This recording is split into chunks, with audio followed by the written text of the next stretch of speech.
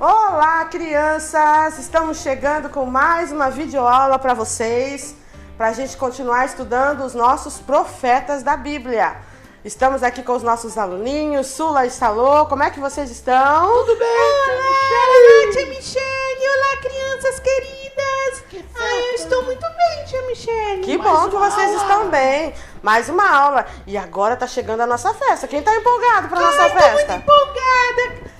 Quero muito que chegue logo, tia Pois Michele! é, estamos aí no nosso mês da criança. Vamos ter ainda a nossa festa no último final de semana. O nosso quarto encontro da Miniban, quarto encontro de crianças. E vai ser maravilhoso. E quem vai estar presente lá com a criançada?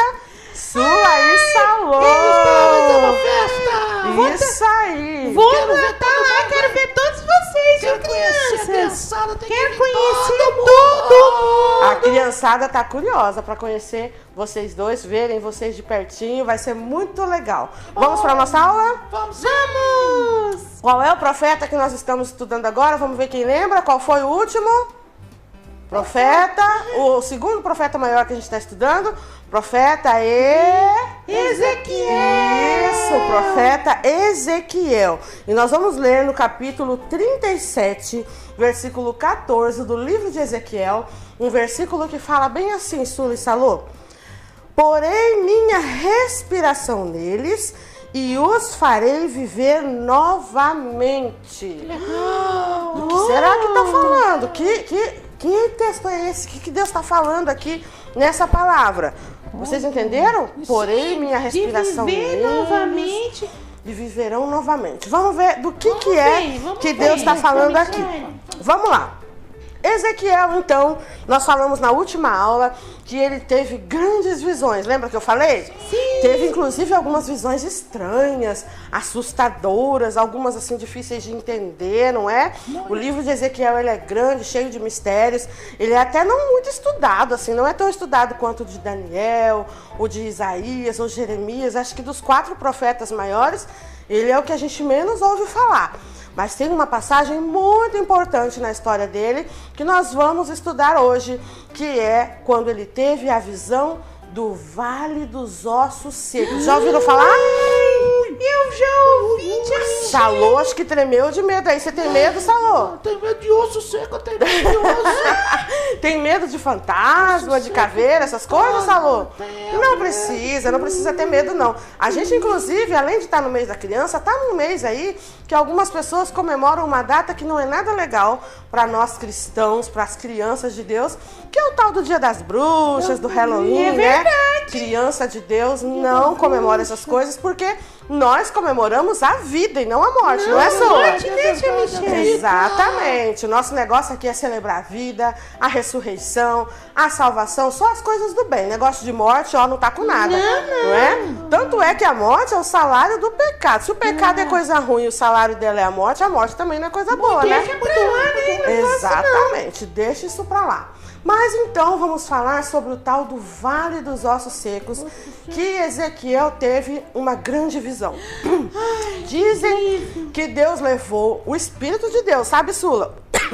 Peraí, dei uma engasgada aqui. O Espírito de Deus levou Ezequiel a um lugar onde ele teve uma visão.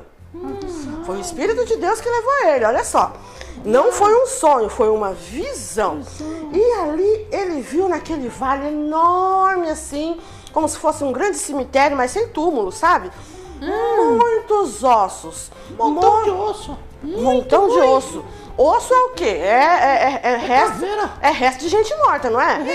De bicho morto, de gente morta. Porque todo mundo tem osso, todo mundo tem um esqueleto, todo mundo tem uma caveira dentro do corpo humano, né? É a última camada do nosso corpo, é o esqueleto, é o osso que sustenta a gente de pé. E aí ele viu aquele vale cheio de ossos de gente que já tinha morrido. E Deus falou esse versículo aqui que eu li para vocês. Como é que eu disse? E porém minha respiração neles e os farei viver novamente. Então ele perguntou, Deus perguntou para Ezequiel, você acha, meu profeta Ezequiel, que é possível esses ossos voltarem a viver? Deus perguntou para ele. O que você acha? Sula, o que você responderia? Salô, o que vocês falariam para Deus? É possível ou não? Olha, humanamente pra gente não, tia Michele, mas pra Deus sim, Deus pode fazer. E você, isso. Salô? Eu acredito que Deus pode dar vida pros É? ossos. Para da Deus vida. é possível, só para Pra nós que Deus não. sim, pra nós Pra não. Deus tudo é possível. Boa resposta. Então Ezequiel humildemente respondeu: não sei, Senhor. Para mim, como vocês estão falando, né? Não é possível, mas para o Senhor nada é impossível. Ele respondeu, né? Então, lembra que eu disse na outra aula que o nome de Ezequiel significava Deus forte? Sim. É, Deus poderoso, Deus todo poderoso. Então, ele sabia que Deus podia fazer qualquer coisa, não é? E ele então deu essa resposta para Deus e Deus disse para ele assim: então profetiza para esses ossos, ou seja, fala para eles, manda esses ossos se levantarem. E Ezequiel, ó, nem titubeou, difícil essa palavra, né? Nem hesitou, nem pensou. Deus mandou, ele obedeceu e ele disse: ossos secos, levantem-se. Ezequiel mandou. O que vocês acham que aconteceu? Os ossos. Ele começou a ouvir uns barulhinhos, sabe, Sula? Isso, aquele monte de ossinho batendo no outro, aqueles ossinhos tremendo, se juntando um com o outro ali. Vindo E foi formando esqueletinhos, ó. Os esqueletos se levantaram. Deve ter sido bem assustador, né, Sula? Deve sim. Parecendo coisa de zumbi, de Halloween, mas não é nada disso, crianças. É Essas vida. coisas não são de Deus, não. Era a vida que Deus estava dando. Olha a vida. Deus trabalha com vida e não com morte. Então os ossos estavam ali, tudo se juntando, os esqueletos se formaram novamente, mas não estava vivo ainda não. Começou a formar, sabe o que em cima desses esqueletos? Quem sabe o que começou a formar? Fala isso, Salô, o que você acha? Carne. Ah, o esqueleto sozinho não anda, né? Não faz nada, não assusta ninguém. Começou a criar em cima dele os nervos, os músculos, a carne e, por último, a pele. E unha, e cabelo, e tudo perfeitinho do jeito que eram aquelas pessoas. Elas voltaram a ser tudo restaurado, Sula. Pensa que coisa incrível. Mas ainda não estava vivo. Ainda não. Não, ainda era um bando de morto-vivo. Tipo assim, juntou tudo, voltou tudo. Mas estava ali ainda, tipo um zumbi, mortão assim, sabe? Mas aí, o que Deus mandou pela segunda vez agora Ezequiel fazer? Profetiza. Avisa para eles que eu vou soprar o fôlego de vida e eles vão reviver. Então Ezequiel disse: levantem-se, revivam, porque Deus vai soprar a respiração em vocês. E Deus soprou. E eles reviveram, abriram os olhos, voltaram a respirar, Sula e Salô. E era um grande exército de pessoas que acabaram de ser ressuscitadas. Incrível, não é? Demais. E eles ficaram todos em pés, enfileirados, prontos para a guerra, como um grande exército. A Bíblia fala que parecia um grande exército. Muita gente. Todos aqueles ossinhos que estavam caídos, quebrados, espalhados assim, estraçalhados, se juntaram, reviveram com tudo bonitinho de novo, do jeito que eram quando estavam vivos, e voltou a viver. E sabe o que tudo isso significava? Quem imagina? Quem sabe? Fala aí pra mim. O que significa essa visão? Vocês nem imaginam, né? Não sei. Olha só, Salô. Deus falou: agora eu vou te explicar a visão. Olha. Esse exército que antes eram ossos secos, sem esperança, sem vida e sem futuro, representam o meu povo de Israel, que está no cativeiro, estão como mortos espirituais, não tem nenhum plano para o futuro, estão quase mortos, tristes, sem esperança, mas avisa para esse povo que eu vou libertá-los e fazê-los reviver. Isso que Deus avisou. Então aquele monte de gente morta, de osso seco, era o povo de Israel. Já pensou? Que estava lá no cativeiro. E Deus falou: avisa para esse povo, profetiza para eles agora, do jeito que você profetizou aqui para os ossos secos, que eles vão ser libertos, que eles vão ressuscitar para uma nova vida e que eles terão vida, alegria, esperança e liberdade de novo, porque eu sou o Deus do impossível. Lindo, né, gente? Não é legal? É muito lindo. Muito lindo. Que milagre incrível. Pois é. E olha só, Deus é capaz de fazer isso e muito mais. Nesse caso era uma visão. Mas teve coisas que Deus fez aí através da história que a gente sabe que Ele fez grandes milagres e maravilhas de verdade. Lembra uma aí, Salô? Que aconteceu, que o povo viu. Que o povo viu. Mas Conta uma grandona, que aconteceu? O Mar Vermelho. O povo atravessou o Mar Vermelho. É, mas atravessou como? Nadando? Ah, atravessaram. Ele no seco, Deus abriu. Conta mais uma, Sula. Coisa impossível que Deus fez. Coisa impossível. Só Deus pra fazer mesmo. Quando Deus ressuscitou Lázaro. Olha, foi uma ressurreição também. Isso. E Deus fez sol parar para Josué vencer a luta. Fez o Jordão também parar de correr, né? Para que os sacerdotes atravessassem com a Arca da Aliança. Fez cair alimento do céu quando eles estavam no deserto, não é? Era nuvem de fogo para aquecer a noite, nuvem fresquinha para refrescar de dia. Que mais? São muitos os milagres.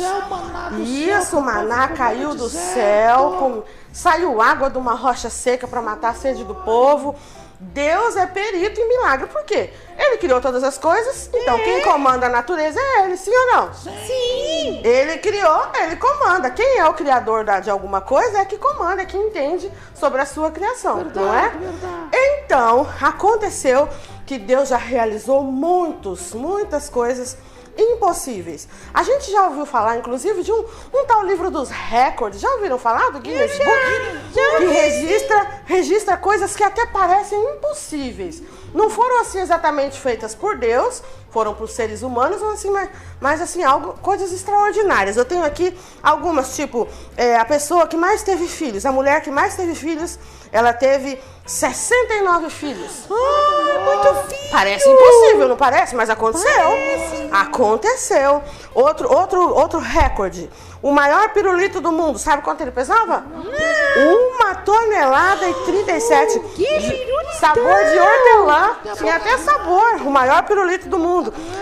Vamos ver o que mais. O maior nome, a pessoa com o maior nome, o nome mais comprido, era uma pessoa que tinha 20 nomes. Só a certidão de nascimento dela teve que colocar todos os nomes e ter outra folha pro resto, né? É um super recorde. O que mais? A pessoa que ficou mais tempo debaixo d'água sem respirar foi um indiano que ficou 20 minutos. 20 minutos debaixo d'água. É bastante tempo. É difícil ficar tanto tempo embaixo d'água, né? As pessoas até morrem, dá um problema no cérebro, mas ele conseguiu. Então são coisas que até pareciam impossíveis, mas alguém conseguiu e foi para o livro dos recordes. Mas o maior livro de todos os recordes, de todas as coisas impossíveis, é a Bíblia. É a palavra de Deus. É que a lá palavra sim, de Deus. lá sim tem coisas realmente impossíveis para nós seres humanos, mas que Deus realizou e ainda tem muitas que Ele vai realizar, né? Eu disse a vocês que quem levou até aquele vale, como chama o nosso profeta? Ezequiel, isso, levou Ezequiel até lá, foi o Espírito de Deus, não foi? O Espírito de Deus é o Espírito Santo, né? O Espírito Santo, ele foi quem levou Ezequiel até lá. O Espírito Santo faz várias coisas no nosso meio. É ele que fala no nosso coração o que é certo e o que é errado, né, Su? Quando o Salô tá querendo aprontar alguma coisa aí na mente dele, assim, o Espírito Santo fala, não faz isso. Vai dar ruim, né, Sula? Então o Espírito Santo avisa a gente. De coisas ruins que vão acontecer, de coisa que não é pra fazer porque pode dar errado. Então o Espírito Santo nos ajuda, nos orienta a fazer o que é certo. Sabe aqueles desenhos animados? Que tem assim, às vezes um anjinho do lado falando o que é bom e um diabinho do outro falando o que é ruim? Não tem? É mais ou menos assim no mundo espiritual e na vida real, né? O inimigo fica tentando para fazer coisa errada, mas o Espírito Santo tá do outro lado falando, não faz.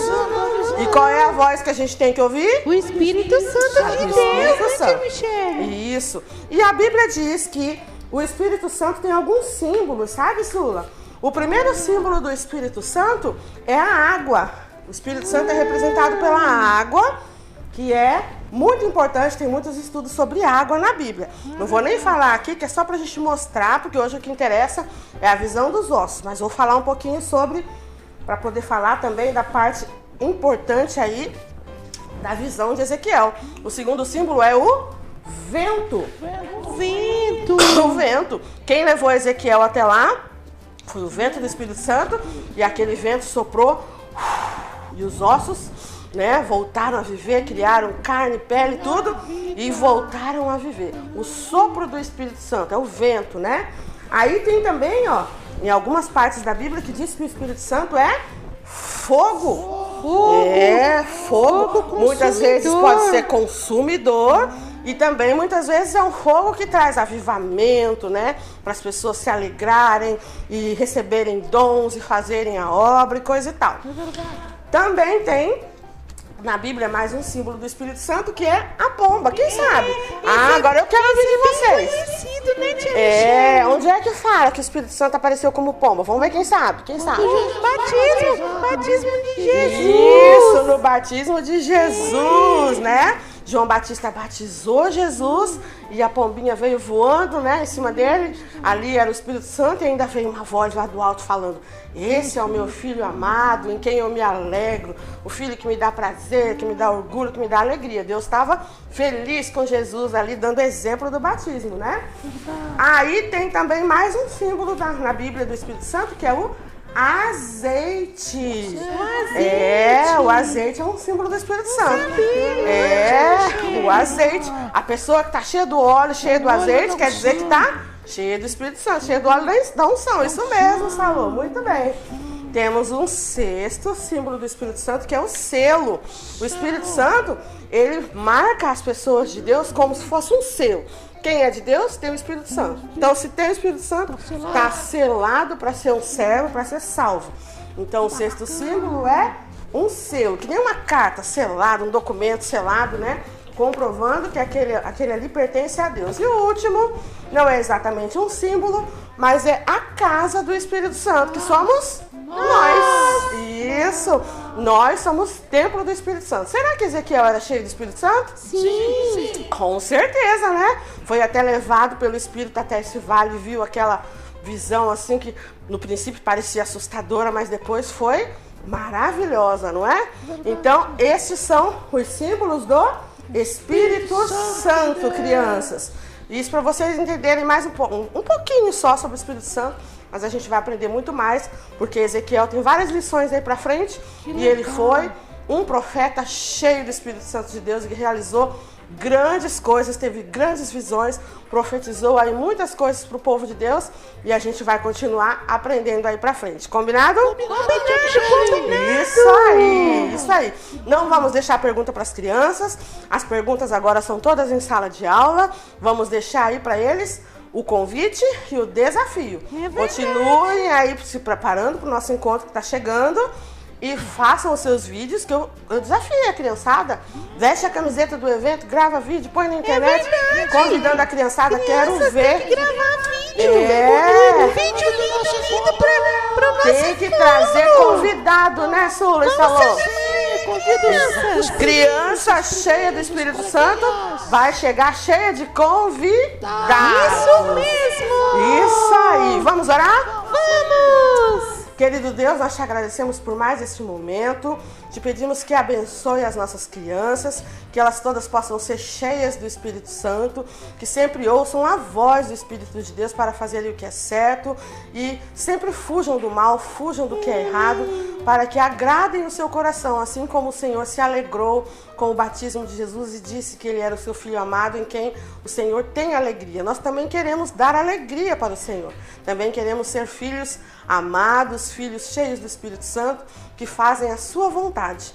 Que que possamos também todos os dias ressuscitarmos, como foi na visão de Ezequiel, ressuscitar a cada dia a nossa alegria de viver na sua presença e reconhecermos que o Senhor é o Deus do impossível, que pode fazer tudo aquilo que a gente precisa, que a gente realmente precisa para as nossas vidas e não só o que a gente quer, e que em nome de Jesus o seu impossível aconteça sobre nós todos os dias, mas a gente fazendo a nossa parte, orando, buscando conhecimento da sua palavra, sendo bons servos, fazendo a tua obra e todos os dias revivendo, renascendo, morrendo para a nossa velha criatura e nascendo de novo para servir ao Senhor Jesus. É o que nós te pedimos e já te agradecemos nesse momento, em nome de Jesus. Amém! Tchau, crianças! Até o nosso próximo vídeo. Antes do outro vídeo tem o nosso encontro. Até o nosso encontro. Quarto encontro da Mini Ban. Tchau, tchau!